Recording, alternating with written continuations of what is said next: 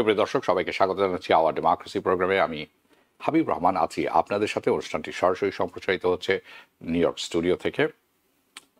আজ কিছু ভূমিকা প্রয়োজন আছে, কারণ বেশ কয়েকটি গুরুত্বপূর্ণ বিষয়ের আলোচনা হবে, যেমনটি আমরা করে থাকি প্রতি শুক্রবার। আপনারা ইতিমধ্যে জেনে গেছেন যে ইসরায়েল ব্যাপকভাবে আক্রমণ করছে গাজায়, এবং 4 লক্ষ শরণার্থী যারা আছেন সেখানে ফিলিস্তিনি, তাদেরকে বলেছেন সেখান থেকে সরে যেতে হবে, চলে যেতে হবে, এবং তারা আক্রমণ পর আক্রমণ শুরু করেছেন। কোইন্সিডেন্টলি 1982 সাল জুন মাস ইসরায়েল লেবাননে আক্রমণ চালায়। দেশটিতে তখন 15 বছর ধরে গৃহযুদ্ধ চলছিল, 1975 থেকে 1990। সে সময় ঘোষিত হয়েছিল একটি ফিলিস্তিন মুক্তি সংস্থা পিএলও, তাকে ধ্বংস করা হবে, উদ্দেশ্য তাই ছিল। যারা বৈরুতে অবস্থান করছিল এবং ইসরায়েল বলছিলেন যে সেখান থেকে তারা ইসরায়েলের উপরে হামলা চালাচ্ছিল। 1982 সালের 1 সেপ্টেম্বর পিএলও লেবানন থেকে সরে যায়। আমেরিকা এবং বহুজাতিক বাহিনী আশ্বাস দিয়েছিলেন যে বাকি সেখানে যে ফিলিস্তিনিরা আছেন, শরণার্থী এবং সাধারণ মানুষ, তাদেরকে সুরক্ষা দেওয়া হবে, এই দায়িত্ব তারা নিয়েছিলেন। কিন্তু 2 সপ্তাহ পর ইসরায়েল সেনারা সাবরা ও সাতিলা শরণার্থী শিবির ঘিরে ফেলে। আপনারা অনেকে এই নাম দুটি শুনেছেন। তাদের মিত্র ছিল সেখানে একটি ডানপন্থী লেবানিজ মিলিশিয়া সংগঠন ফালাঙ্গে।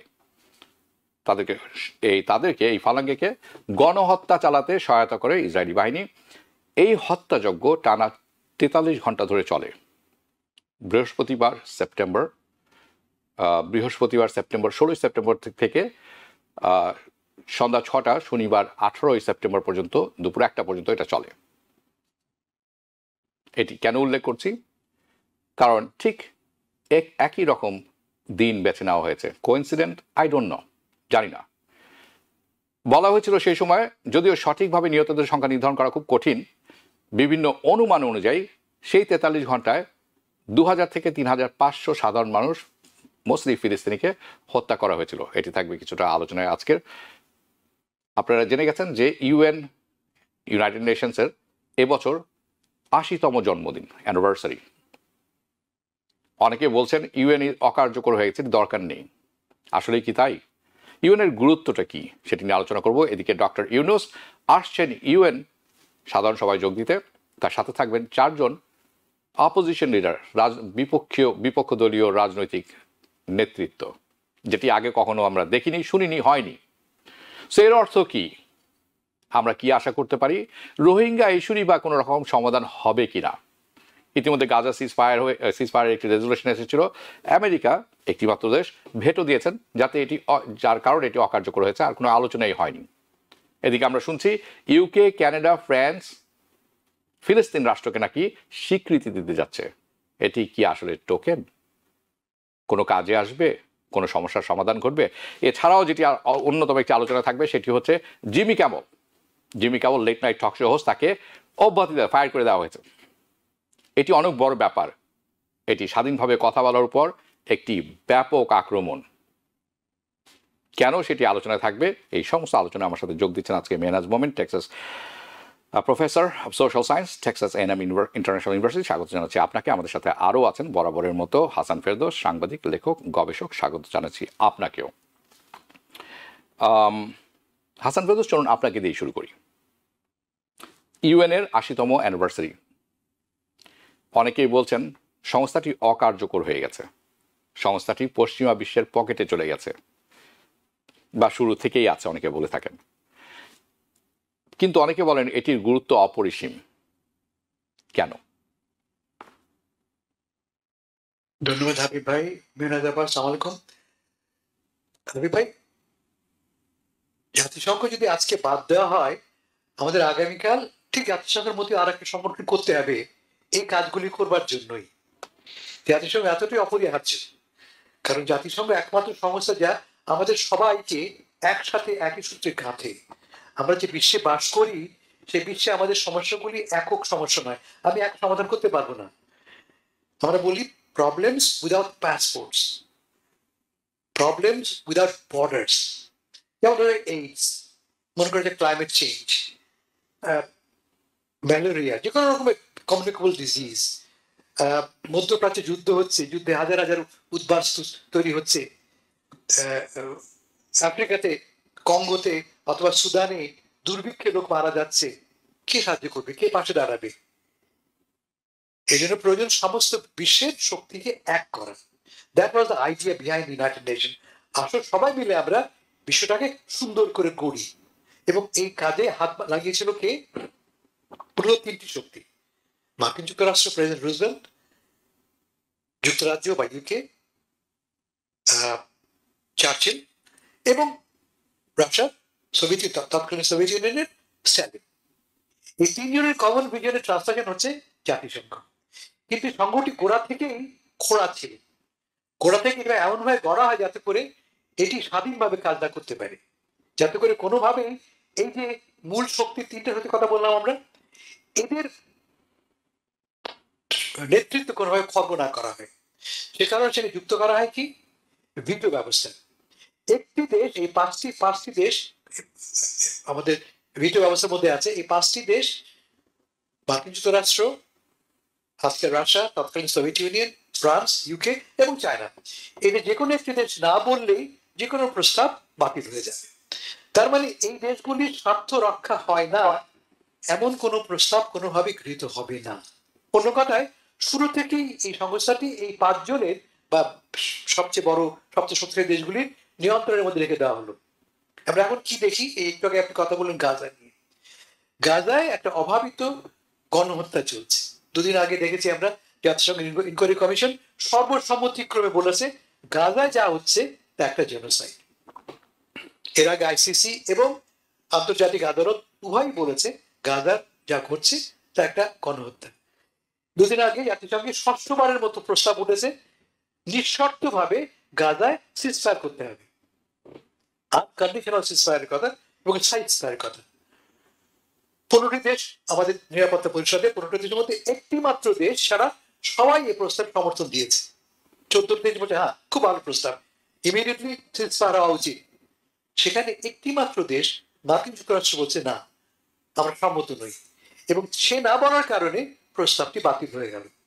অন্য কথায়, এই সংগঠনটি স্বাধীন নয়, এই সংগঠনটি স্বাধীনভাবে কাজ করার ক্ষমতা রাখে না। একটি মাত্র দেশ না বললে সবাই যেখানে হা বলছে, প্রস্তাবটি না হয়ে গেল। It is not Democratic. তার চেয়ে বড় কথা, এই পাঁচজন হচ্ছে কি জাতিসংঘের নিরাপত্তা পরিষদের সদস্য, স্থায়ী সদস্য। বাকি সবাই, বাকি 10 জন অস্থায়ী সদস্য, কেমন নন পার্মানেন্ট মেম্বার্স। এবার লক্ষ্য করে দেখবেন যে 5 জন হচ্ছে কিরকম? ইউরোপ থেকে 3 জন, 3টি দেশ ইউরোপ থেকে, নর্থ আমেরিকা থেকে একটি, চায়না টোকেন একটা মেম্বার। তখন চায়না তো আগে এই চায়না ছিল না। আফ্রিকা নেই, আরব দেশ নেই, ল্যাটিন আমেরিকা নেই। সারা বিশ্ব যে বদলে গেছে, বিশ্বের যে ভারসাম্য বদলে গেছে। এখন শুধুমাত্র এই পশ্চিমা দেশগুলি, যারা একসময়, তখনকার সময় আমরা বলছি কবে কথা, 1945, এটা ছিল কলোনিয়াল পাওয়ার্স, সারা বিশ্বকে নিয়ন্ত্রণ করতো। এখন তো তা নয়। তখন বিশ্ব ছিল রাফলি অ্যাবাউট 40 কান্ট্রিজ। এখন বিশ্বে এই জাতিসংঘের মেম্বার 193। আফ্রিকান কান্ট্রি কোথায়? ল্যাটিন আমেরিকান, আরব কান্ট্রিগুলি কোথায়? ভারত কোথায়? সাউথ আফ্রিকা কোথায়? নেই। ফলে এই সংগঠনটি গোড়া থেকেই গঠনগতভাবে স্ট্রাকচারালি ডিফেক্টিভ। কেমন? কিন্তু এর প্রয়োজনীয়তা অস্বীকার করার কোনো উপায় নেই। আমি যেটাকে বললাম, আমাদের কমন প্রবলেমগুলি সলভ করবো কি? যেমন ধরা যাক যুদ্ধ। আমি ধরি ইরাকের কথা বলি। ইরাকে আমেরিকা বললো মানে ওপেন দ্য মাস ডিস্ট্রাকশন, তারা খোঁজ করতে আমাকে ইরাক আক্রমণ করতে হবে। আক্রমণ করলো, তারপরে কি ঘটলো? মহাবিপর্যয়, মহাপ্রলয়, লক্ষ লক্ষ লোক গৃহচ্যুত হলো, পালাচ্ছে তারা ঘর ছেড়ে। এদের কে খাওয়াবে, কে আশ্রয় দেবে? এই উদ্বাস্তু হলো, কয়েক লক্ষ উদ্বাস্তু পালিয়ে গেল লেবাননে, পালিয়ে গেল টার্কিতে, সিরিয়াতে। এদের কে খাওয়াবে? এদের খাওয়া পড়া করার জন্য একটা সংগঠন প্রয়োজন। আমাদের রেড ক্রস আছে, রেড ক্রস খুব ক্ষুদ্র, রেড ক্রস গ্লোবাল বটে কিন্তু কম্পারেবল না জাতিসংঘের সাথে। We need a body like the UN, যে কিনা আমাদের এই মানবিক সংকটগুলিকে হ্যান্ড করতে পারবে। যেমন ধরা যাক এখন উদ্বাস্তু সমস্যা বিশাল আকার ধারণ করেছে কোথায়? গাজাতে। গাজাতে প্রায় 2.5 মিলিয়ন লোক, 25 লক্ষ লোক উদ্বাস্তু। খাবার নেই, পানি নেই, ওষুধ নেই। কে সাহায্য করবে? সাহায্য করার জন্য প্রয়োজন জাতিসংঘের মধ্যে একটা বড় সংস্থা যে খাবারগুলি পৌঁছে দেবে এদের কাছে। সেজন্যই আমাদের জাতিসংঘ প্রয়োজন। কিন্তু সমস্যা হচ্ছে কোথায়? জাতিসংঘের মূল কাজ হচ্ছে আন্তর্জাতিক শান্তি ও নিরাপত্তা নিশ্চিত করা। সেইখানটাতে জাতিসংঘ ব্যর্থ হচ্ছে। যেমন গাজায় যে যুদ্ধ হচ্ছে, সেখানে জাতিসংঘ কোনো ফ্যাক্টরি না, জাতিসংঘ কোনো ভয়েসই সেখানে নেই। ভয়েস কার আছে? একমাত্র ভয়েস আছে মার্কিন যুক্তরাষ্ট্রের। সে হা বললে হা, না বললে না। ফলে আমি আবারও বলি, সংগঠনটি অত্যন্ত জরুরি। এমন সরকার দরকার আমাদের, এমন সংগঠন দরকার আমাদের, কিন্তু এটাকে কার্যকরী হতে হবে, এবং কার্যকরী না করবার জন্য সকল ব্যবস্থা ফ্রম ডে ওয়ান করে রাখা হয়েছে। ধন্যবাদ আপনাকে। মেহরাজ মোমেন, আপনার কাছে যাব। আমরা শুনলাম যে এটি অত্যন্ত গুরুত্বপূর্ণ একটি সংস্থা হতে পারত, কেন বলছে এটা হয়নি? কারণ শুরুতেই গোড়ায় গলদ যেটি আমরা বলে থাকি, এমনভাবে এটি তৈরি করা হয়েছে যাতে যেই বাস্তবতা ছিল সেই বাস্তবতারও পরিবর্তন ঘটে গেছে। আর এখন ইউনিপোলারের জায়গায় মাল্টিপোলারের দিকে আমরা যাচ্ছি। চায়না আসছে, রাশিয়া আছে আগে থেকে, যদিও চায়না আমি বলবো অনেক অনেক শক্তিশালী এখন রাশিয়ার তুলনায়, অর্থনৈতিকভাবেও সামরিকভাবেও, এবং আমি মনে করি যে রাজনৈতিক প্রভাব বিস্তারেও তারা বেশ এগিয়ে আছেন। হ্যাঁ, এই যে অবস্থাতে অনেকেই মনে করেন যে ইউএন অকার্যকর করার এক নাম্বার শত্রু বা প্রথম কারণ হচ্ছে ইউনাইটেড স্টেটস, আমেরিকা। আমরা শুনলাম হাসান ফেরদৌসের কাছ থেকে যে এই যে গাজায় যে জিনিসটি এখন যে মানে জেনোসাইড চলছে, এখন তাদেরকে কে খাদ্য দিবে, বস্ত্র দিবে, থাকার জায়গা দিবে, পানি মানে খাবার পানি পান করার মতো অবস্থায় তারা নেই। কিন্তু এই জিনিসটা এই যে সিচুয়েশনটা জেনোসাইড যে তৈরি করেছে অনেকেই মনে করে থাকেন যে ইউনাইটেড স্টেটস বা ইটসেলফ, তারাই প্ল্যান করেছেন, তারাই এক্সিকিউশন করছেন, এবং বড় কথা হচ্ছে তারা হতে দিচ্ছেন। তাহলে এটি আসলে কেন অকার্যকর হবে না, কেন মানুষ এটির উপর থেকে আস্থা হারাবে না, এটি একটি ব্যাপার। এবং আমরা এখন দেখছি ব্রিক্স হয়েছে, আমরা এখন দেখছি চায়না আরেকটি নতুন সুপার পাওয়ার পর্যায়ে পৌঁছে গেছে না। এটি কি কোনো ভবিষ্যৎ আছে আগামীতে, নাকি আমরা দেখব একটি মাল্টিল্যাটারাল সংস্থা তৈরি হচ্ছে যেখানে যারা এতদিন বঞ্চিত ছিলেন সেখানে গিয়ে যোগ দিচ্ছেন, এবং আস্থা অনেকে হারিয়ে ফেলেছেন ইউনাইটেড নেশনস এবং ইউনাইটেড স্টেটসের কাছ থেকে? শুনবো আপনার কাছে। আপনি মনে হয় মিউট আছেন। ও ঠিক আছে, ঠিক আছে।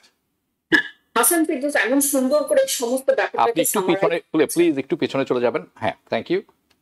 হ্যাঁ, উনি এমন সুন্দর করে সমস্ত ব্যাপারটাকে সামারাইজ করেছেন, আমি ওনার সাথে একমত। আমি খালি কয়েকটা জিনিস এটার সাথে আমি অ্যাড করছি, যেটা উনার যুক্তিগুলোকে বা আমাদের দুজনের যুক্তিগুলোকে আরো স্ট্রেনদেন করবে। এক নম্বর কথা, আমি একেবারে একমত যে আমেরিকা প্রথম থেকেই আপনার ইউএনএ এমন ভাবে প্রভাব বিস্তার করেছে যে কোনো পলিসি যেটা আমেরিকার বিপক্ষে যায় সেটা নেওয়া সম্ভব ছিল না। কিন্তু তারপরেও সেখানে কিন্তু একটা আপনার কি বলবো মানে একটা প্রচেষ্টা ছিল ইউএন কে এমন ভাবে আপনার গ্লোবালি প্রেজেন্ট করা যে অ্যাজ ইফ ইউএন আনবায়াসড। আমরা সবাই জানতাম সেটা সত্যি না। ইভেন ইরাক যুদ্ধের কথা যেটা হাসান ফেরদৌস বললেন, ওই সময়ও কিন্তু ইউএন এ গিয়ে যেটা যতই সুপারফিশিয়াল লেভেলের হোক না কেন, মানে একটা আপনার প্রেজেন্টেশন করে তাদের একটা ভ্যালিডেশন চাওয়া হয়েছে। কিন্তু এখন যে জিনিসটা হচ্ছে, এখন তো ইউএন একদমই মানে এই মেসেজটা হচ্ছে যে ইউএন আসলে কোনো মানে ইউএন এর কোনো ক্ষমতাই না। এবং আপনি যদি দেখেন ইউএন থেকে যে বিভিন্ন ধরনের রিপোর্ট আসছে জেনোসাইডের, সেটা আমেরিকা মানে কোনো ধর্তব্যের মধ্যেই নিচ্ছে। তো ইউএন কে যত আপনার এভাবে করে আপনার ক্ষমতা উইক করবে, আমেরিকারও কিন্তু এটার জন্য একটা প্রাইস পে করতে হবে। কারণ ইউএন আমেরিকার অনেকটা ভিহাইকল ছিল, যেটা দিয়ে অনেক দেশে আপনার সফট পাওয়ার, অনেক ধরনের কালচারাল ইনফ্লুয়েন্স, পলিটিক্যাল ইনফ্লুয়েন্স করতে পেরেছে। কিন্তু ইউএন কে এমন ভাবে ব্যবহার করছে, এখন কিন্তু এটা আর কোথাও গ্রহণযোগ্যতা থাকবে না। এবং আমি অবশ্যই একমত যে কোনো না কোনো আপনার অর্গানাইজেশন লাগবে, গ্লোবাল অর্গানাইজেশন। কিন্তু সেই গ্লোবাল অর্গানাইজেশনকে এখন অনেক আপনার ইকুইটেবল হতে হবে। এখন আপনি যে কথাটা বলছেন অন্যান্য দেশের কথা, ব্রিক্স এর কথা, আমরা কিন্তু এই যে মাল্টিপোলার ওয়ার্ল্ড যে শুরু হয়ে গেছে, সেটার আমরা নানা ধরনের আমরা ইঙ্গিত দেখতে পাচ্ছি। যেমন আমি তো টেক্সাসে, আমার এখানে আমি যে শহরটাতে থাকি লারেডো, এটা হচ্ছে largest inland port of the country. তো এখান থেকে আমরা সবসময় এয়ার পলিউশনের কমপ্লেইন করি, কারণ অনেক ট্রাক এই পথ দিয়ে এখান থেকেই আপনার মেক্সিকো থেকে কানাডা যায়, এই লারেডো উপর দিয়ে যায়। এখন কিন্তু প্রথমবারের মতো আপনার মেক্সিকো আর কানাডা তারা এমন ভাবে ট্রেড করবে, তারা আমেরিকাকে যতটা পারে অ্যাভয়েড করে। হ্যাঁ, তো সেটার কিন্তু একটা ভীষণ ভীষণ বড় আপনার ইম্প্যাক্ট করবে আমেরিকার ইকোনমিতে, টেক্সাসের ইকোনমিতে। পুরোপুরি হয়তো অ্যাভয়েড করতে পারবে না, তারপরও তারা অনেক কিছু তাদের ট্রেড রিলেশন অনেক আপনার স্ট্রেনথেন করেছে আমেরিকাকে অ্যাভয়েড করে। হ্যাঁ, এবং আমরা দেখছি অন্যান্য ছোটখাটো দেশ, এমনকি আমাদের মতো দেশও, আমরা সবাই খুঁজছে যে আমেরিকার তো ইকোনমি সবচেয়ে বড় ইকোনমি, কিন্তু এটাকে বাদ দেওয়া সম্ভব না, কিন্তু অল্টারনেট কি আছে? যেমন আমরা আপনার বুকিনা ফাসো থেকে কটন আনছি, তারপর চায়না আপনার ব্রাজিল থেকে এগ্রিকালচার প্রোডাক্ট নিচ্ছে।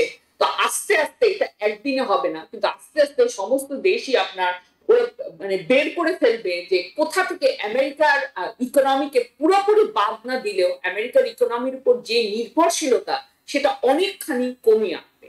তো তখন কিন্তু এই যে বিভিন্ন ধরনের ভিআইকাল, শুধু যে ইউএন তা না, আইএমএফ, এগুলো অনেক কিছু দিয়ে আমেরিকা বিশেষ করে আমাদের মতো ধরেন গরিব দেশ বা পৃথিবীর অন্য উন্নয়নশীল দেশের উপর আপনার একটা চাপ সৃষ্টি করতো, সেটা কিন্তু আর করতে পারবে না।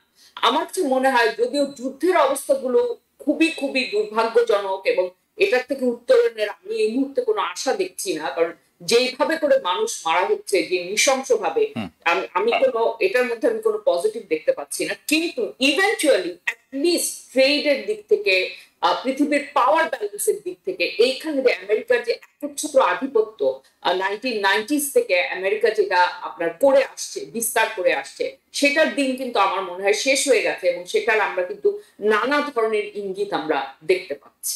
ইয়া, অনেকেই তাই বলছেন, কারণ যেই সফট পাওয়ারের কথা আপনি বলেন, US aid, IMF, education, foreign student, এই সমস্ত কিছু সংমিশ্রণে কিন্তু এর যে বহিঃপ্রকাশটা আগামী কয়েক বছর পরে হয়তো আমরা দেখতে পাবো। তখন আমরা দেখবো যে সফট পাওয়ারের যে জিনিসটি আছে হয়তো পশ্চিমা স্পেশালি আমেরিকার কাছ থেকে চলে গেছে, এবং এই লেভারেজটি হয়তো তখন আর থাকবে না, যে লেভারেজটি তারা ব্যবহার করে থাকেন। এনিওয়ে, আমি আসছি আবারও আপনার কাছে কিছুক্ষণের মধ্যেই যাবো। হাসান ফেরদৌস, আপনার কাছে গাজা সিজ ফায়ারের আমেরিকান ভেটো দিয়েছেন, যেটি গতকাল হয়েছে আমার মনে হয়, ইয়াস আই থিঙ্ক সো। এবং একই সাথে আমরা শুনছি যে বেশ কিছুদিন ধরে শুনছি, এখনও কনফার্ম হয়নি কোনো কিছু, যে ইংল্যান্ড, ইউকে, কানাডা, ফ্রান্স হয়তো প্যালেস্টাইনিয়ান রাষ্ট্রকে স্বীকৃতি দিতে চাচ্ছে এবারের ইউএনএ। এটা কি শুধুই টোকেন, নাকি এটি আসলে কোনো কোনো কোনো কোনো রকম কোনো প্রভাব ফেলবে, নাকি এটি কোনো গুরুত্বই বহন করে না এই মুহূর্তে? Does it solve any issues at all? আমি ভাই প্রবলেম সলভ করে না বটে, কিন্তু ইসরায়েলের উপরে চাপ প্রয়োগের এটা একটা কৌশল বটে। আপনি ঠিকই বলেছেন যে গতকাল দেখেছি আমরা জাতিসংঘে নিরাপত্তা পরিষদের ষষ্ঠবারের মতো মার্কিন যুক্তরাষ্ট্র ভিটো দিয়েছে। আমি একটু আগে বললাম যে প্রস্তাবে নিষ্কর্তভাবে আনকন্ডিশনাল সিজফায়ারের কথা বলা হয়েছে, হামাসকে বলা হচ্ছে, ইসরায়েলকে বলা হচ্ছে আনকন্ডিশনাল সিজফায়ার। এর চাইতে আর ওয়েলকামিং কি প্রস্তাব হতে পারে? এবং হামাসকে বলা হয়েছে সমস্ত হোস্টেজকে, জিম্মিকে ফেরত দিতে হবে। আমেরিকার কি বললো? একমাত্র দেশ ভোটে দিল। কি বলছে আমেরিকা? যে এতে হামাসকে দোষী সাব্যস্ত করা হয়নি। এই যে ন্যারেটিভটা হামাস তৈরি করেছে, অ্যাজ ইফ সেই ন্যারেটিভটাকে এখানে অ্যাসার্ট করা হচ্ছে।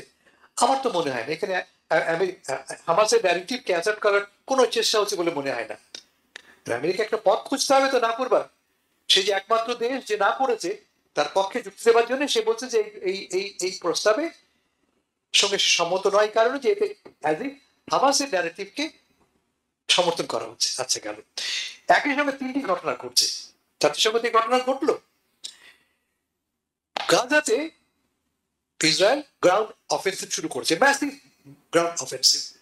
গাজা শহরে, গাজা সিটি 10 লক্ষ লোককে সরে যেতে বলা হচ্ছে। তারা কোথায় যাবে? একটা দিক তারা খুলেছে, একটা পথ খুলেছে, সরে যাও। কোথায় তারা সরে যাবে? কোথায় নিরাপদ? কোনো ব্যাখ্যা নেই।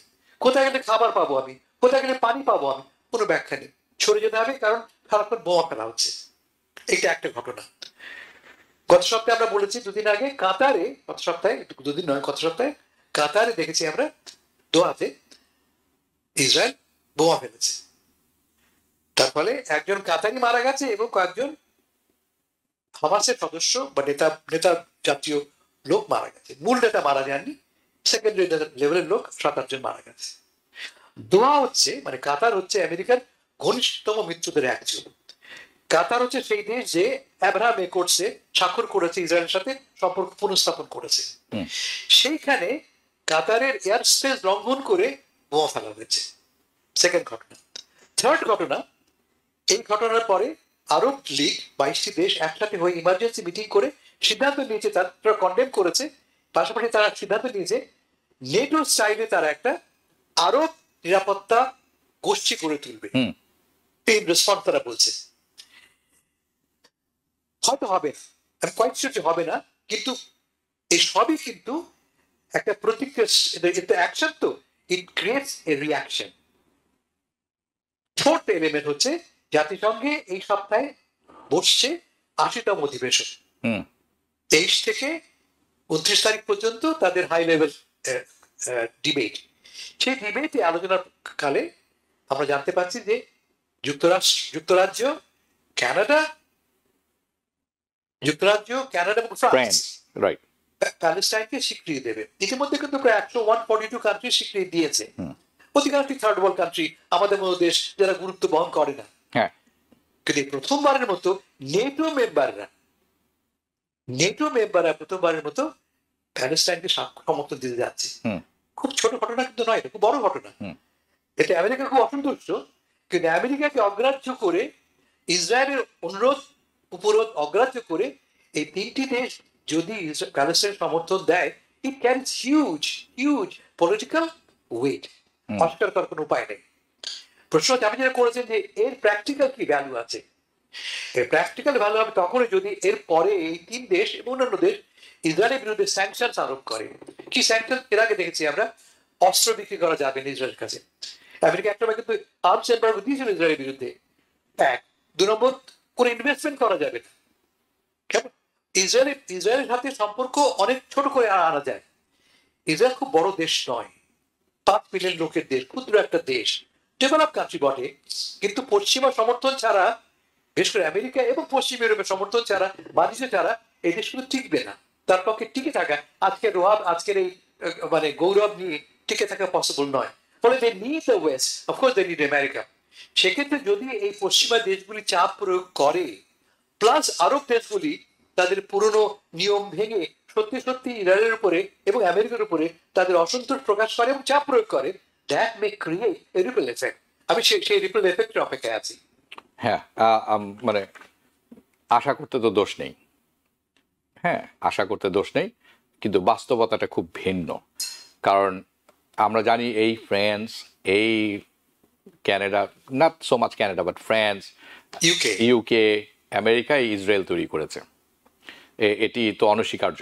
এবং সেটি একদিনের ঘটনায় 100 বছরের বেশি সময় তারা সময় নিয়েছেন এটির প্ল্যানিং, ফান্ডিং, অর্গানাইজিং, এবং আজ পর্যন্ত তারা এটি, আপনি যে বললেন পশ্চিমা বিশ্ব সহযোগিতা ছাড়া এটি ডেভেলপড নেশন হতো না। It's not a developed nation, it's funded 100% by the West.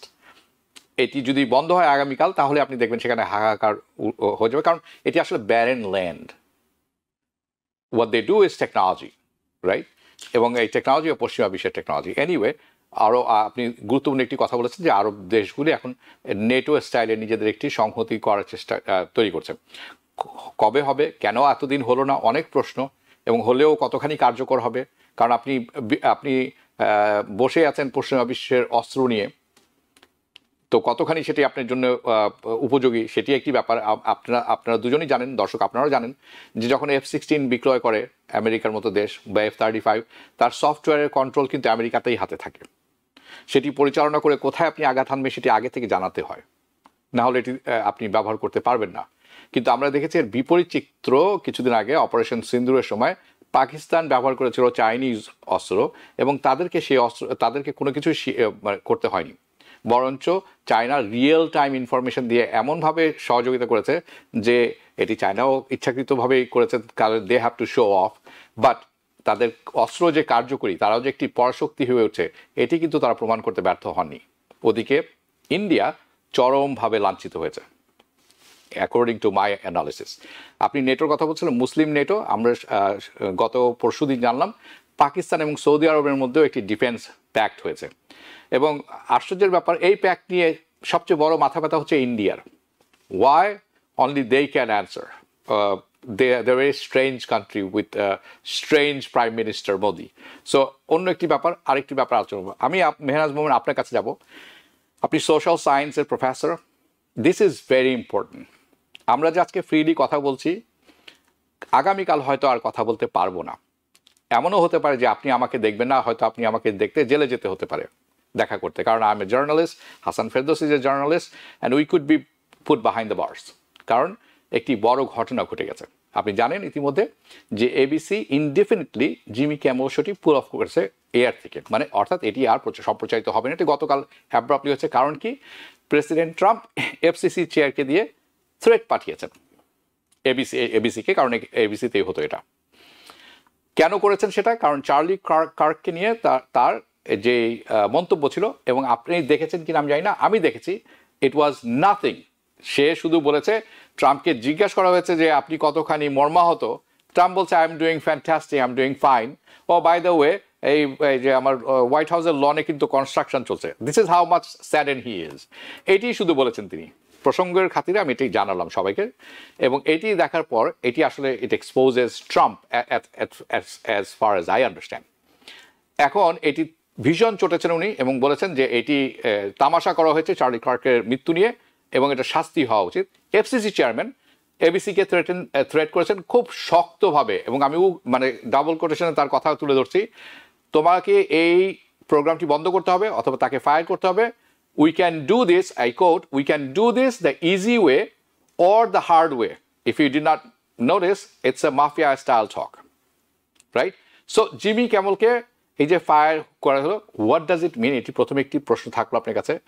FCC আরও বলেছে যে এনিবাডি, আমি হাসান ফেরদৌস আমি কথা বলছিলাম গতকাল, কোনো টেলিভিশন লাইক আওয়ার টেলিভিশন সহ, আমাদের সহ, যদি প্রেসিডেন্ট ট্রাম্পকে উপহাস করেন অথবা চার্লি কার্কের যে মৃত্যু আছে এই ধরনের কথা নিয়ে উপহাস করেন অথবা কথা বলেন যেটি তাদের পছন্দ না হয়, তাহলে তাদের এফসিসি ব্রডকাস্ট লাইসেন্স ক্যান্সেল করে দেওয়া হবে। Okay, so what is the issue here? আমরা মানে হোয়াটস অ্যান দ্য স্টেক, কত বড় ইস্যু এটা? On the surface looks very simple. আমাদেরকে আপনি একটু বিস্তারিত জানান প্লিজ। আপনি তো জার্নালিস্টের কথা বললেন, তো আমি তো এডুকেটর। আমাদের টেক্সাস এএনএম সিস্টেমে একজন প্রফেসর, মানে উনি চাকরিচ্যুত হয়েছেন কারণ ওনার সিলেবাসে জেন্ডার ইকুইটি নিয়ে কথা ছিল, এবং রিসেন্টলি কিন্তু ওনাকে চাকরিচ্যুত করতে একদিন দেরি হওয়াতে ওই স্কুলের প্রেসিডেন্টও পদত্যাগ করেছে। হ্যাঁ, কাজে এই আক্রমণ, এই যে আপনি ফ্রি স্পিচের প্রতি যে আক্রমণ, এটা শুধু জার্নালিস্ট না, সবাই এর অন্তর্ভুক্ত। হ্যাঁ, আমার ক্লাসগুলো যদি কেউ ভিডিও টেক করে বা কেউ অডিও টেক করে, কারণ আমার তো গভর্নমেন্ট, আমি পড়াই স্টেট গভর্নমেন্ট, ন্যাশনাল গভর্নমেন্ট, মানে আমারও এরকম হতে পারে। এবং অলরেডি টেক্সাসে কিন্তু একটা বিল পাস করা হয়েছে, বিল 37, যেটার মাধ্যমে লেজিসলেচার আমাদের সবার সিলেবাস মনিটর করতে পারে। কাজে যে ফ্রি স্পিচের কথা আমরা বলছি, শুধু আমেরিকা না, আপনি যদি ইউকে তে দেখান, এই গত সপ্তাহে ওদের যে প্যালেস্টাইনের পক্ষে যে বিরাট প্রোটেস্ট হয়েছিল, সেখানে কেমন করে আপনার পুলিশই আপনার ক্ষমতা ব্যবহার করা হচ্ছে। সেই তুলনায় আমাদের গ্লোবাল সাউথের উদাহরণ দেখেন, মেক্সিকো, যেখানে প্রেসিডেন্ট কিন্তু একদম জুইশ প্রেসিডেন্ট, সেখানে কিন্তু প্যালেস্টাইনের পক্ষে অনেক বড় প্রোটেস্ট হয়েছে এবং খুবই শান্তিপূর্ণ ভাবে হয়েছে। হ্যাঁ, তো এই ফ্রি স্পিচের যেটা পশ্চিমা বিশ্ব সবসময় দাবি করতো যে এইটা একটা কারণ, জাস্টিফিকেশন, যেটার কারণে তারা দাবি করতো যে তাদের সমস্ত সমাজ ব্যবস্থা, রাষ্ট্র ব্যবস্থা অনেক উন্নত, কারণ এখানে মানুষের স্বাধীনতা আছে। সেই ভ্যালুস গুলো কিন্তু আমরা দেখছি সেটার থেকে কিন্তু অনেক আপনার পিছিয়ে আসছে। এবং বিশেষ করে প্যালেস্টাইনের উদাহরণটা খুবই ভালো উদাহরণ, আপনি ফ্রান্স, জার্মানি সব জায়গায় দেখবেন, কিন্তু আমেরিকার ক্ষেত্রে আমি বলবো শুধু প্যালেস্টাইন না, এটা এখন হয়ে গেছে একটা ব্যক্তি কেন্দ্রিক জায়গা, যেখানে একজন ব্যক্তিকে যদি কেউ উপহাস করে। এবং এখানে আমি কিন্তু আরো একটু স্মরণ করিয়ে দিচ্ছি যে হ্যাঁ, কোনো মানুষের মানে দুর্ভাগ্যকে নিয়ে আপনার উপহাস করা, এটা খুবই আপনার কি বলবো, মানে হ্যাঁ, এটা একটা মানে অশালীন এবং অন্যায়, অশালীন এবং অন্যায়। কিন্তু আমরা কিন্তু দেখেছি ন্যান্সি পেলোসির হাজবেন্ড যখন আক্রান্ত হয়েছিলেন, তাকে নিয়ে উপহাস করা। আমরা কয়েকদিন আগে আপনার ফক্স টিভিতে দেখেছি একজন জার্নালিস্ট বা নিজেকে তিনি জার্নালিস্ট দাবি করেন, উনি বলছেন যে যারা হোমলেস মানুষ তাদের সবাইকে মেরে ফেলা উচিত, এবং এইগুলোর ক্ষেত্রে খালি আমরা হাসিই দেখেছি। এই জি। জিমি কিমেলের ঘটনাটা আমার কাছে মনে হয় এটা একটা অনেক বড় টার্নিং পয়েন্ট। কারণ এটা, এবং জিমি কিমেল আপনি যে জিনিসটা বললেন, উনি কিন্তু উনি কোনো জিনিসই বলেননি যেটা আপনার অসত্য এবং যেটা খুব আপত্তিজনক এরকম কিছু না। উনি কিন্তু মৃত্যু নিয়ে উপহাস করেননি, উনি বলেছেন এই মৃত্যুকে সবাই এটা থেকে ফায়দা লুটার চেষ্টা করছে। হ্যাঁ, উনি এভাবে করে কিন্তু বলেছেন। হ্যাঁ, এবং এবং ট্রাম্পের রিয়াকশনটা উনি দেখিয়েছেন, যেটা আসলে তো ঘটেছে। এমন তো না যে উনি বলছেন যে ট্রাম্প এরকম করছে, উনি তো এটা দেখিয়েছেন ট্রাম্পের মুখের কথা, তাই না? তো এখানে কেউ যদি আপনার প্রেসিডেন্টের কি বলবো মানে অসন্তোষ হলে সেই প্রোগ্রাম আর চলবে না, এটা কিন্তু একটা সাংঘাতিক বড় একটা অথরিটেরিয়ান একটা একটা সিস্টেম। হ্যাঁ, এটা কোনোদিন আমেরিকায় ছিল না, এবং এই প্রসঙ্গটা আমার জন্য খুবই ইম্পর্টেন্ট।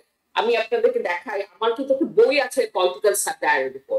এটা আপনার ট্রাম্প অ্যাডমিনিস্ট্রেশনের প্রথম বছরে লেখা।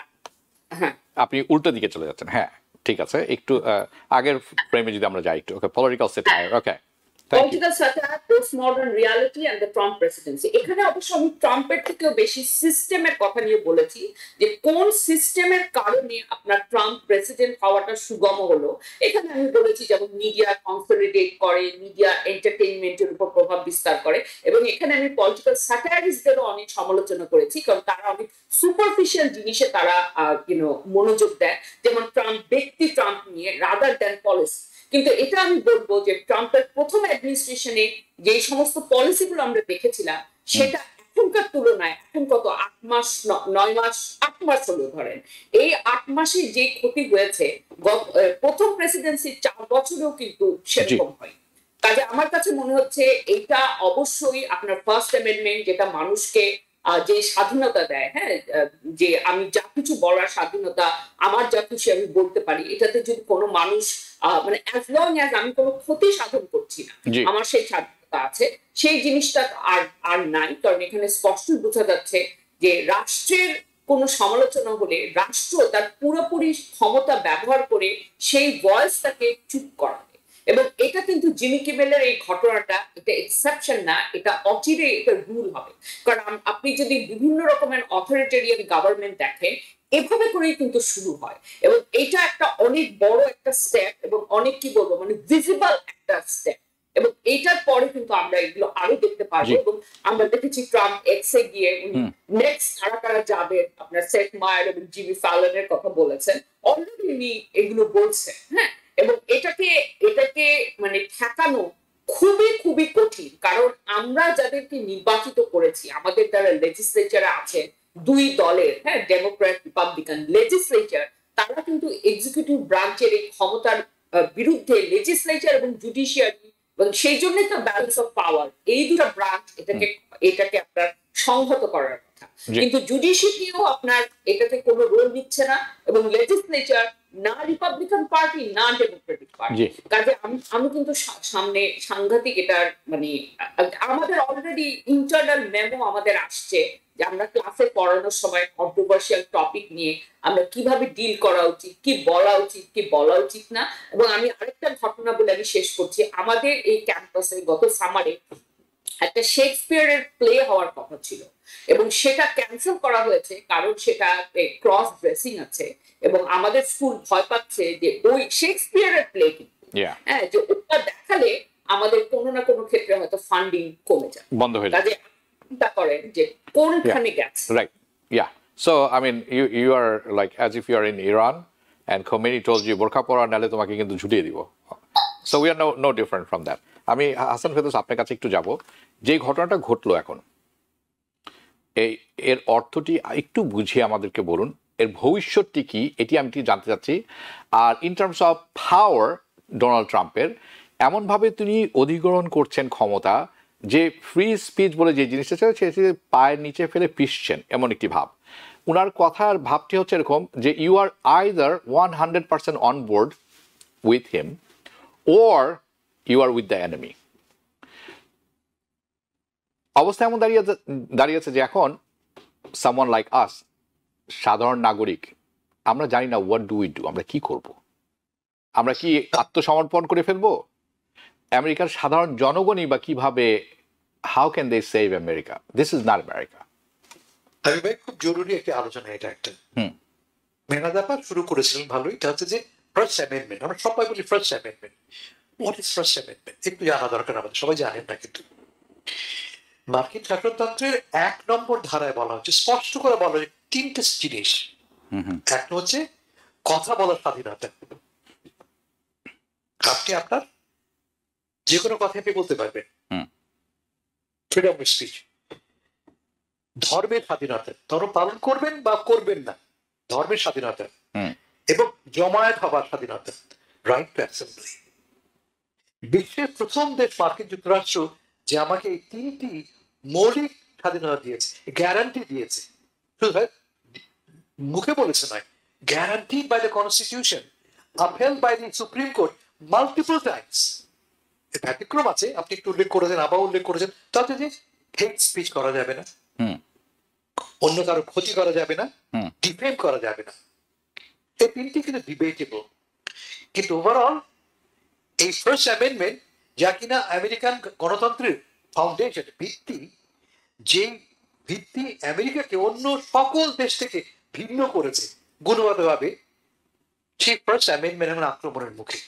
কিভাবে? প্রেসিডেন্ট বলছেন, দুদিন আগে প্রেসিডেন্ট বলেছেন যে টেলিভিশনে এদের একটাই কাজ আমার বিরুদ্ধে সমালোচনা করা, এবং যারা সমালোচনা করবে তাদের প্রত্যেককে শাস্তি পেতে হবে। এফসিসি চাইলে এদেরকে লাইসেন্স নিতে পারে। উনি ওপেনলি বলছেন, আমি আপনার কোট করে বলতে পারি যে এদের একটাই কাজ, তিনি বলছেন এই লেট নাইট কমেডিয়ানদের একটাই কাজ আমার বিরুদ্ধে নিন্দা করা, এবং নিন্দা করলে আমি এফসিসির মাধ্যমে তার লাইসেন্স কেড়ে নিতে পারি। অথচ আমার এই যে এতদিন যে কথা বলার স্বাধীনতা ছিল তা থাকছে না।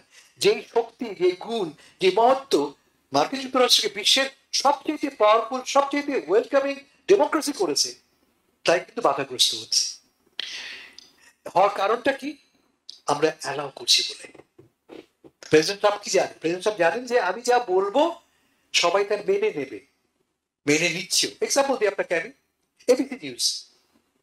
ট্রাম্প সাহেব ধমক দিলেন আমি মামলা করবো, পরদিন যে $15 মিলিয়ন তাকে ফাইন দিয়ে চুক্তি শেষ করলেন। সিবিএস নিউজ কবে তার সাক্ষাৎকার ছাপা হয়েছে, সাক্ষাৎকার তার দিয়েছে কমন হ্যারিসের সাথে, সে হ্যারিসের ইন্টারভিউ নাকি ডিসটর্ট করা হয়েছে, তার ইন্টারভিউ না, কমন হ্যারিসের ইন্টারভিউ। সেই জন্য তিনি মামলা ঠুকলেন। সেই মামলায় $16 মিলিয়ন দিয়ে ফাইন দিয়ে তারা বেরিয়ে আসলো। কেন করছে? সম্প্রতি গত 2 দিন আগে কিন্তু নিউ ইয়র্ক টাইমসের বিরুদ্ধে $15 বিলিয়ন লসুট করেছেন। এক্স্যাক্টলি, এবং তার আগে তিনি ওয়ার্ল্ড স্ট্রিটের বিরুদ্ধে একই রকম এক মামলা করেছেন 15 বা $10 বিলিয়ন দিয়ে। এরা মেনে নিচ্ছে কেন? প্রধান কারণ হচ্ছে যে ট্রাম্প সাহেবের হাতে একটা অস্ত্র আছে, এফসিসি, এবং এই সরকারি যন্ত্রটা ব্যবহার করে তারা আপনাকে লাইসেন্স দিতে পারে, লাইসেন্স ক্যান্সেল করতে পারে, কোম্পানির মার্জার যুক্ত হওয়া অ্যালাউ করতে পারে, বাতিল করতে পারে। এবিসি, এনবিসি এবং ডিসি এরা সবাই কিন্তু বড় রকমের মার্জার প্রকল্প হাতে নিয়েছে। যদি মার্কিন সরকার, ট্রাম্প সরকার এটাকে অনুমোদন না করে, সেই $1 বিলিয়ন প্রজেক্ট কিন্তু বাতিল হয়ে যাবে। ফলে মালিক পক্ষ কোনো ঝামেলা না দিয়ে বাবা $15 বিলিয়ন দিয়ে বেঁচে আসে। তো মানেটা কি দাঁড়ালো? মানে দাঁড়ালো যে এইসব বড় বড় কোম্পানি এবিসি, এনবিসি, ডিসি এরা কেউই ফ্রিডম অফ স্পিচের পক্ষে নয়, সাংবাদিকতার পক্ষে নয়। একটা কাজ তার শুধু দেখে, তা হচ্ছে তাদের পকেটে পয়সা পড়লো কিনা, আফটার দ্যার প্রফিটস। এটা একটা ব্যাপার। দু নম্বর, তাকে ঠেকাতে পারতো কে? তাকে ঠেকাতে পারতো কংগ্রেস। আমরা আগে কথা বলেছি, কংগ্রেস তো তার পায়ের তলে বসে আছে, একটা কথা প্রতিবাদ করার শক্তি তার নেই। Second, court. আমাদের সবচেয়ে বড় আশা ছিল কি কোর্ট বাধা দেবে, কোর্ট বাধা দিয়েছে। লোয়ার লেভেলে দেখেছি আমরা বাধা এসে, সুপ্রিম কোর্টে যে দেখতে পাচ্ছি আমরা ট্রাম্প অ্যাপয়েন্টি 6 জন জাস্টিস আছেন, তারা প্রায় সমস্ত ক্ষেত্রে ট্রাম্পের পক্ষে কথা বলছেন। তার মানে যে চেক এন্ড ব্যালেন্স হচ্ছে কি ডেমোক্রেসির ফান্ডামেন্টাল একটা এলিমেন্ট। চেক এন্ড ব্যালেন্স, তুমি এক্সিকিউটিভ, তুমি বললে একটা, আমি লেজিসলেচার, আমি জুডিশিয়ারি বলছি না তুমি ঠিক বলছো না। চেক এন্ড ব্যালেন্স তার নেই আমেরিকায়। তিনটে এলিমেন্ট আমরা আশা করছিলাম, এক, from the judiciary, from the parliament, third element হচ্ছে যে মিডিয়া। যেহেতু মিডিয়াটা কনসলিডেটেড, সমস্ত মিডিয়া এখন কয়েকটা হাউসের হাতে, বড় লোকদের হাতে, বড় বড় কোম্পানির হাতে, এবং কোম্পানির উদ্দেশ্য লক্ষ্য একটাই, প্রফিট। বলে তারা কেউই কিন্তু আপনার পক্ষে নয়। অফকোর্স না। এখন আপনার পক্ষে কে থাকবে? আপনি প্রশ্ন করছেন আমরা কি করতে পারি? দুটো কাজ করতে পারি আমরা। প্রথমত আমরা, আমাদের তো এখনো তো রাজনীতিবিদ আছে, পলিটিশিয়ান আছে, ডেমোক্রেটরা আছে, অন্য দলের লোকরা আছে, তাদেরকে প্রেস করা, বাধ্য করা টু স্পিক আউট। এবং আমরাও স্পিক আউট করতে পারি, আমরাও কিন্তু আমাদের কথাগুলি বলতে পারি আমাদের মতো করে। যদি আমরা কথা নাই বলি, প্রতিবাদ নাই করি, সরকারি ক্ষমতাধর প্রতিষ্ঠানগুলি ধরে নিবে যে আমরা যা করছি ঠিকই তো করছি, কোনো প্রতিবাদ তো নেই। বলে প্রতিবাদটা করতে হবে। মাথায় একটা জিনিস শুধুমাত্র এই যে, যেন কোনো ক্রমে আমাদের প্রতিবাদ ভায়োলেন্সের পক্ষে না হয়, ঘৃণার পক্ষে না হয়, এবং অকারণে নিন্দার পক্ষে না হয়। Thank you. ধন্যবাদ আপনাকে। আসলে এই আলোচনাটা এতই গুরুত্বপূর্ণ, এটি নিয়ে একটি সম্পূর্ণ অনুষ্ঠান হতে পারে অ্যাকচুয়ালি মাল্টিপল। কারণ এটি যদি এরকমভাবে চলতে থাকে তাহলে কিন্তু সর্বনাশ যা হওয়ার হয়ে গেছে ধরে নিতে হবে। এবং এটি যখন ফ্যাসিস্ট সরকার থাকে, জার্মানির কথা, সেকেন্ড ওয়ার্ল্ড ওয়ারের আগে, এবং আগেই বলছি কারণ যুদ্ধের সময় অন্য ঘটনা, Hitler was pretty much similar. আমি বলছি না যে Trump is Hitler, I am just saying Hitler, Mussolini, they did this, it's a hallmark. Stalin did this, আমরা দেখেছি সেসব, পড়েছি সেসব। দুর্ভাগ্যক্রমে ও সৌভাগ্যক্রমে দেখা হয়নি, খুব ভালো হয়েছে। কিন্তু এখন যদি হয়ে যায় এই সময়ে, তাহলে কিন্তু এটি আর বলতে পারবো না যে সৌভাগ্যক্রমে দেখিনি, কারণ তখন বেঁচে থাকাই হবে দায়। আপাতত দৃষ্টিতে মনে হচ্ছে আর এমন কি, কেন এই মিডিয়া সংস্থাগুলো এরকম কথা বলবে? কথা বলার অধিকার অত্যন্ত গুরুত্বপূর্ণ। এটা ঠিক, মিডিয়া সংস্থাগুলো প্রফিট লুট করছেন এবং এটাই তাদের মুখ্য উদ্দেশ্য, স্টক মার্কেট বড় বড় কোম্পানির মতো। এনিওয়ে, আমি মেহনাজ মোহন আপনার কাছে যাব। ট্রাম্প সম্প্রতি ইউকে গিয়েছেন, এটির কি আসলে কোনো গুরুত্ব আছে? হ্যাঁ, আসলে কি কোনো কিছু হবে? যদি ইউরোপের যে একটি বড় ব্যাপার হচ্ছে তারা এখনো রাশিয়ান অয়েল কিনছেন। ট্রাম্প বলেছেন যদি আমি স্যাংশন দিব রাশিয়ার উপর, যদি ইউরোপ এই তেল কেনা বন্ধ করে। কিন্তু ইউরোপের তো সেরকম সিচুয়েশন আছে বলে অনেকেই মনে করেন না। ইউরোপ ইজ এমটি নাও। আমি শুনবো আপনার কাছে। এখন এই যে ইউকেতে গেলেন, এটার দুটো জিনিস দেখতে হবে। এক নম্বর কথা, আমরা দেখছি যে বিশ্বের অন্যান্য দেশগুলো তারা সবাই এখন এটা ফিগার আউট করেছে যে আমেরিকার আপনার প্রেসিডেন্টকে যদি খুশি না রাখা যায়, তাকে সন্তুষ্ট না রাখা যায়, এটার জন্য একটা অনেক বড় প্রাইস পে করতে হয় পলিসি ওয়াইজ। তো এখন যেটা ইউকে করেছে, তাকে যে রকম সম্বর্ধনা, ঐতিহাসিক সম্বর্ধনা, ঘোড়া দিয়ে করে, তারপরে তার খাবার আয়োজন এসব করে এমন ভাবে করছে যে তাকে এমন ভাবে ট্রিট করার চেষ্টা করছে যে যাতে তাদের সাথে যে সম্পর্কটা, এমনিতে ইউকে আমেরিকার অনেক ঘনিষ্ঠ সম্পর্ক, তারপর ট্রেড রিলেশন, এগুলো অনেক ইম্পর্টেন্ট, কিন্তু মোটামুটি কোনোভাবে যাতে আমেরিকান প্রেসিডেন্টের অসন্তোষ তাদেরকে ডিল করতে পারে। আচ্ছা, কিন্তু এটার পাশাপাশি আরেকটা, কারণ এটা এখন সম্পূর্ণ ব্যক্তি কেন্দ্রিক হয়ে গেছে। এটার পাশাপাশি আরেকটা ইন্টারেস্টিং জিনিস, আপনি যদি দেখেন কি পরিমাণ প্রতিবাদ ইউকের মানুষ করেছে, লন্ডনের মানুষ করেছে, এবং কত ইনোভেটিভ ভাবে সেই প্রতিবাদগুলো করেছে। কিন্তু এখন মুশকিল হচ্ছে যে এমনিতে একটা অথরিটেরিয়ান রেজিম কিভাবে করে ক্ষমতা করায়ত্ত করে, সেগুলো আমরা, আপনি যেভাবে উদাহরণগুলো বলছেন, আমরা ঐতিহাসিক ভাবে দেখি। কিন্তু আমার কাছে মনে হয় এই সময়ে এই ক্ষমতা করায়ত্ত করাটা টেকনোলজির কারণে আরো অ্যাকচুয়ালি সহজতর হয়েছে। এবং এটা একটা কি বলবো, এই পলিটিক্স অ্যাজ পারফরমেন্স, এই যে প্রতিবার যে ক্ষমতা করায়ত্ত করছে, এখানে কোনোভাবেই সেটাকে গোপন করার কোনো চেষ্টা না, বরং সেটাকে আরো আপনার গর্ব ভরে সেটাকে আপনার জাহির করা। তো এই পারফরমেন্সে আমরা দেখছি যে এটা কি বলবো, একটা এমন একটা আপনার পলিটিক্যাল ন্যারেটিভ গুলো চেঞ্জ হয়ে যাচ্ছে, অথবা অলরেডি হয়ে গেছে। কিন্তু এখন আপনি যে ইউরোপের কথা বললেন, এখন দুটো জিনিস দেখতে হবে। একটা জিনিস এর পারফরমেন্স লেভেলে কি হচ্ছে, আরেকটা সাবস্ট্যান্টিভ লেভেলে কি হচ্ছে। আপনার সাবস্ট্যান্টিভ লেভেলে আপনি যদি দেখেন, ইউরোপের কোনো দেশের রাশিয়ার মানে সস্তা অয়েল কেনা ছাড়া তাদের কোনো উপায় নেই। আর ইন্ডিয়াকে কিন্তু পলিসি ওয়াইজ তাদেরকে অনেক ট্যারিফ দিতে হবে, কারণ তারা রাশিয়ার অয়েল কিনবে, কিন্তু ইন্ডিয়া কিন্তু এখন ওখান থেকে আপনার সরে আসেন। কারণ এগুলো সবাই সাবস্ট্যান্টিভ জায়গায় সবাই একটা ক্যালকুলেশন করে দেখবে কোনটা তার জন্য লাভজনক, কোনটা তার জন্য ক্ষতিকারক। হ্যাঁ, কিন্তু ওইটার পাশাপাশি সাবস্ট্যান্টিভ জায়গায় হয়তো অল্প কিছু পরিবর্তন করবে, কিন্তু পারফরমেটিভ জায়গায় কিন্তু সমস্ত বিশ্বই আপনার তাদের অনেক জিনিস তারা এমন ভাবে তারা করার চেষ্টা করছে যাতে আমেরিকার কোনো অসন্তোষ তারা তৈরি না। জি, ধন্যবাদ ধন্যবাদ। অর্থাৎ ট্রাম্পের সামগ্রিকভাবে যেটা এটা প্রয়োজনীয়, এদের বেঁচে থাকার জন্য এই তেলটি তাদের প্রয়োজন। আর ইন্ডিয়ার উপরে স্যাংশন দেওয়া হয়েছে, India has become a punching bag for US. যখন ইচ্ছা একটা ঘুষি মেরে দিচ্ছেন, এবং ইন্ডিয়ার আসলে তেমন কিছু বলার নেই এখানে। All on a sudden they realise that they are not the super power they think they were. এটি একটি দুঃখজনক ব্যাপার, বাট ইটস ট্রু। আর মুখের কথায় চিরা ভেজে না, মিনিং আপনি তেল কেনা বন্ধ করে দেন, তারপর আমি কি করব, কোথা থেকে আসবে? হ্যাঁ, সো এত সস্তায় তেল আমি কোথায় পাবো? সো এনিওয়ে, আমি বাংলাদেশ প্রসঙ্গে যাব। হাসান ফেরদৌস, আপনার কাছে আমাদের হাতে সময় কম, 5 মিনিটের মতো সময় পাবেন আপনি। আমি জানি না কতখানি কি বলা যাবে। ডক্টর ইউনূস আসছেন ইউএন সফরে।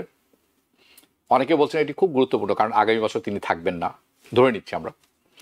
এবং খুব গুরুত্বপূর্ণ ব্যাপার, এবং খুব ইন্টারেস্টিংও যে ওনার সাথে 4 জন বিরোধী দল নেতা আসছেন। এই প্রথমবারের মতো আমরা এটাতে দেখছি। বিরোধী দল বলাটা ঠিক নয়, কারণ আসলে উনি তো অন্তর্বর্তীকালীন সরকারের প্রধান, ওনার কোনো বিরোধী দল নেই। তারপর আমি বোঝার স্বার্থে বললাম কেন, কি অর্থ বহন করে এটি, কেন এই সফরটি অত্যন্ত গুরুত্বপূর্ণ, এবং আসলে কি আরেকটি ব্যাপার নিয়ে আমরা কথা শুনছি, অনেকে দ্বিমত পোষণ করছেন যে এটির কোনো সমাধান সম্ভব নয়, সেটা হচ্ছে রোহিঙ্গা ইস্যু। শুনবো আপনার কাছে আমি। ধন্যবাদ হাবিব ভাই। গুরুত্বপূর্ণ জাতিসংঘের এটা গ্লোবাল প্ল্যাটফর্ম, এটা একটা গ্লোবাল প্ল্যাটফর্মে আমার দেশের সরকার প্রধান আসছে আমাদের কথাগুলি বলতে। নর্মালি এই প্ল্যাটফর্মটা কিন্তু ব্যবহার করে নেতারা তাদের হোম অডিয়েন্সের জন্য। যদি আপনি কোনো ভাষণ শুনে থাকেন, দেখবেন প্রতিটি ভাষণে লন্ড্রি লিস্ট অফ অ্যাচিভমেন্টস, এই সব করেছি আমরা। এই সমস্ত বয়ান তো সারা পৃথিবীর লোক শুনতে আগ্রহী না। এই কথা এদের শুনে লাভটা কি? এবং কোনো পত্রিকা কখনো এক লাইন করে লিখবেও না, কিন্তু আমরা বড় বড় উপর হেডলাইন করব। সব গল্প আমরা জানি, সে জানা গল্পটাই আবার আমরা লিখবো, কারণ এই ভাষণের মূল লক্ষ্য হচ্ছে হোম অডিয়েন্স। সবাই করে থাকে। আমি একটা গল্প বলি। একটা, আমি অফিসে কাজ করেছি 35 বছর, ফলে অনেক গল্প জমে আছে। একটা গল্প বলি আমি। এখানে এই ভাষণটা এতই অর্থহীন যে অনেকে পুরনো ভাষণই রিপিট করে। একটা ঘটনা বলি আপনাকে আমি বোঝানোর জন্য যে কতটা অর্থহীন। এক সময় পর্তুগাল আফ্রিকার কয়েকটা দেশে শাসন করত, কলোনি ছিল, কলোনাইজার ছিল। একটি দেশ, আমি নাম উল্লেখ করলাম না, কলোনি মুক্ত হয়েছে। পার্শ্ববর্তী এক দেশের এক প্রেসিডেন্ট আগের বছরে এসে কন্ডেম করে গেছেন পর্তুগালে এই দেশের উপরে কলোনিয়াল রুলের বিরুদ্ধে। মিনওয়াইল দেশটা মুক্ত হয়ে গেছে। 1 বছর পরে তিনি এসছেন, সেই পুরনো স্পিচ দিয়ে দিচ্ছেন, এবং ওই সেই স্পিচে কন্ডেমশন ছিল, সেই কন্ডেমশন তিনি আবারও রিপিট করছেন। মানে এইরকম পার্সিক্যাল একটা অবস্থা। মানে এটাকে জানানো যে কেউ ব্যাপারটা সিরিয়াসলি নেয় না, except your home audience. Right. এখানে আপনি যদি দুটো ঘটনা ঘটছে এখানে। প্রেসিডেন্ট আমাদের ইউনূস সাহেব দেশ থেকে 4 জন রাজনৈতিক নেতাকে নিয়ে আসছে। এই কথা বোঝাতে 3টা জিনিস বোঝাচ্ছে। 1 নম্বর, যে উনি বলছেন যে আমার তো সময় শেষ, এখন তোমরাই দেশের ভার নেবে, you take over the responsibility. আসো, দেখো এবং বলো আমি যে কাজটা করি আমি চলে গেলে তোমাদের করতে হবে। So you come and join me and strengthen my hands. এটা 1 নম্বর। 2 নম্বর হচ্ছে তিনি জানেন এই সময় তার বিরুদ্ধে নিউ ইয়র্কে প্রবল রকম প্রতিবাদ হবে। আওয়ামী লীগেরা বসে আছে। আপনারা দেখেছেন 2 সপ্তাহ আগে আমাদের কনসুলেটে মারামারি হয়েছে, দেয়াল ফেটেছে, এখন তাদের গ্রেফতারও করা হচ্ছে শুনতে পাচ্ছি আমরা। তো এবার অনেক বড় আকারে আমি জানি এই পতিত আওয়ামী সরকারের প্রাক্তন সুবিধাভোগীরা অনেক বড় আকারে মিছিল করার প্ল্যান করেছে। বাহ। এবং মিছিলে ঝামেলা হতে পারে, এয়ারপোর্টে ঝামেলা হতে পারে। ইউনূস সাহেব আশা করছেন যে সঙ্গে তিনি নিয়ে আসছেন এনসিপি, সঙ্গে নিয়ে আসেন তিনি জামাতকে, নিয়ে আসছেন তিনি বিএনপিকে। তাদের তো লোক এখানে আছে অবশ্যই। ফলে একা আওয়ামী লীগ বনাম এই 3 দল, তোমার সাপোর্টার আমাকে ডিফেন্ড করবে, তিনি আশা করছেন। কথা বুঝে বলতে পারলাম? আওয়ামী লীগ যাবে এয়ারপোর্টে 50 জন লোক নিয়ে, এরা যাবে 150 লোক নিয়ে, ওয়েলকাম করবে। ওরা 50 জন গাল দেবে আর 150 লোক তাকে ওয়েলকাম করবে। এটা তার strategy. Second strategy. Third strategy, quite likely এইটি বলবার জন্য যে আমার সরকার যে নীতি অনুসরণ করছে, এই নতুন সরকার যে হবে তারা নীতিকে কন্টিনিউ করবে, কন্টিনিউটির জন্য। যাক, এরা আমার সাথে আছে, আমি কিন্তু একটা অথরিটারিয়ান গভর্নমেন্ট নই, রাইট, এদের সাথে নিয়ে কাজ করি আমি, এবং আমি চলে গেলে আমার নীতিগুলি এরা কন্টিনিউ করবে। রাইট। শেষ কথা বলি আমি এবারে, একটা আমাদের লাভজনক হবে যে রোহিঙ্গা প্রশ্নে একটি বড় রকমের আন্তর্জাতিক সম্মেলন হবে। রোহিঙ্গা সম্মেলন, রোহিঙ্গা প্রশ্ন জানি আটকে আছে, সমাধানের কোনো পথ দেখছি না। তার একটা বড় কারণ পাশের বাড়ির বারবাতে ঝামেলা হচ্ছে, গৃহযুদ্ধ চলছে। কেমন? এই গৃহযুদ্ধ না মেটা পর্যন্ত কিন্তু কোনো কিছু হবে না। জি। কিন্তু এখন এই মুহূর্তে আমাদের কি প্রয়োজন? আমাদের এই মুহূর্তে প্রয়োজন অর্থ। এদের রাজধানের জন্য যে পয়সা, সে পয়সা কমে আসছে, সবাই পয়সা কমিয়ে দিচ্ছে। বলে আমাদের প্রাথমিক লক্ষ্য হচ্ছে এক, commitment to provide economic support, টাকা পয়সা। 2 নম্বর, রাজনৈতিক সমাধানের জন্য চাপ সৃষ্টি করা, বারবার উপরে হোক বা পরবর্তী সরকারের উপর চাপ, পলিটিক্যাল সৃষ্টি করা। থার্ড হচ্ছে যে এই যে সংকট দেখা দিচ্ছে, এই উদ্বাস্তুদের বারবাতে না যেতে পারলে অন্যত্র রিসেটেল করা যায় কিনা সেই সুযোগ খোঁজা। এই সপ্তাহে যে মিটিং সম্মেলন বসছে, সেই সম্মেলনে এই 3টি প্রশ্নই কিন্তু নানাভাবে এক্সামিন করা হবে। যদি আমরা খুব পরিকল্পনা ন্যাভিগেট করতে পারি, এটাকে হ্যান্ডেল করতে পারি, সমাধান বেরিয়ে আসতেও পারি। সমাধান নয়, কিন্তু হ্যাঁ, লং টার্ম একটা সলিউশন আমরা দেখবো হয়তো। লং টার্মে একটা সমাধান বেরিয়ে we need global support, we need global goodwill. It's a opportunity for us যে এখান থেকে আমরা আমাদের গুডউইলটা আহরণ করতে পারি। অসংখ্য ধন্যবাদ হাসান ফেরদৌস আপনাকে, মেনাজ মোমেন্ট আপনাকেও অসংখ্য ধন্যবাদ দিচ্ছি, কারণ সময় শেষ হয়ে গেছে। আপনারা দুজনই ভালো থাকবেন। দেখা হবে আপনাদের দুজনের সাথেই পরবর্তী অনুষ্ঠানে। দর্শক, আপনাদের কাছ থেকে বিদায় নিচ্ছি। আশা করি অনুষ্ঠানটি ভালো লেগেছে। আমাদের ইউএন সেশনের যে কাভারেজ TVN 24 সেটি অব্যাহত থাকবে, এবং আমি আশা করি সেখানে আমরা বেশ কিছু জিনিস আপনাদের কাছে তুলে ধরতে পারবো। সেটি ভালো লাগবে। চোখ রাখবেন TVN পর্দায়। দেখা হবে পরবর্তী অনুষ্ঠানে। শুভরাত্রি। TVN 24 টেলিভিশন দেখতে আজই কল করুন 7187776556। লগ ইন করুন www.totalcablebd.com। নিউ ইয়র্ক থেকে সম্প্রচারিত TVN 24 টেলিভিশন বিশ্বজুড়ে বাঙালির কণ্ঠস্বর।